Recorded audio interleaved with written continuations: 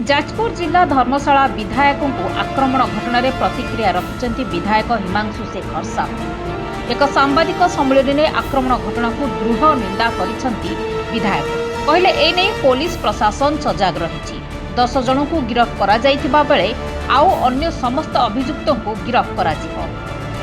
भारतीय जातीय पार्टी कुमारी स्थित दलीय कार्यालय आयोजित सांबादिक सम्मेलन में विधायक हिमांशु साहू कहते जे मुख्यमंत्री उपमुख्यमंत्री तांको सहित आलोचना करिसेंती।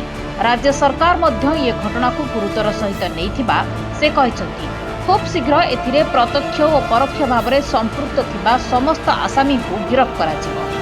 अतिरिक्त डीजी और जाजपुर एसपी समेत अन्यान्य पुलिस प्रशासन अधिकारी माने मध्य उपस्थित रही स्थिति अनुध्यान करुछंती। जाजपुर श्रृंखला बजाय रखा व्यापक पुलिस फोर्स मुतयन करा जायछि। आक्रमण घटना परे धर्मशाला निर्वाचन मंडलीर राजनैतिक उष्मता वृद्धि पाउथिबा बेले केही आईन को हाथ को न नहीं शांति बजाय रखा विधायक हिमांशु साहू गणमाध्यम जरिया निवेदन करिसेंती।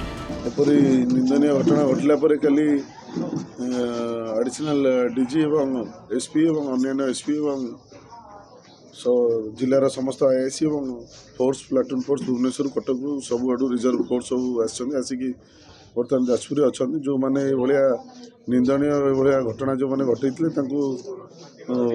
आमर सरकार तरफ मत सीएम डेप्यूटी सीएम एवं समस्त पाखु बराबर फोन आसूची समस्त लीगल एक्शन निम भारतीय जनता पार्टी शांति श्रृंखला भाव में कार्य करूँ आईन उपर भरसा करूँ आईन निश्चयता बाटे जो मैंने दोषी अच्छा निश्चय से अरेस्ट कर जहाँ खबर पाई 10 जन से मरणात्मक आक्रमण जो करते 10 जन से अरेस्ट हो सारे और पुलिस से अच्छा 3टी कैटेगरी ग्रुप कराई निजे अच्छा कल पुलिस अच्छा से बाकी जे आसामी से इनवल्व अच्छा समस्त को अरेस्ट कराई सरकार तरफ पूरा कहूँ दोष कर व्यक्ति अरेस्ट हो बिना दोष जमी विजु जनता दल कार्य कहला से भाया कौन लोक किसी हार्म पठाबनी मु भी अगणित भल पाऊ आम धर्मशाला जाजपुर आसी समस्त राति समस्ते पहुँची से आपण मीडिया माध्यम गोटे समस्त कहूँ आम कई भायोलेंस क्रिएट करवानी आम समस्त शांतिपूर्ण भाव में पुलिस प्रशासन द्वारा जहाँ कार्य होती हिसाब से कार्य करें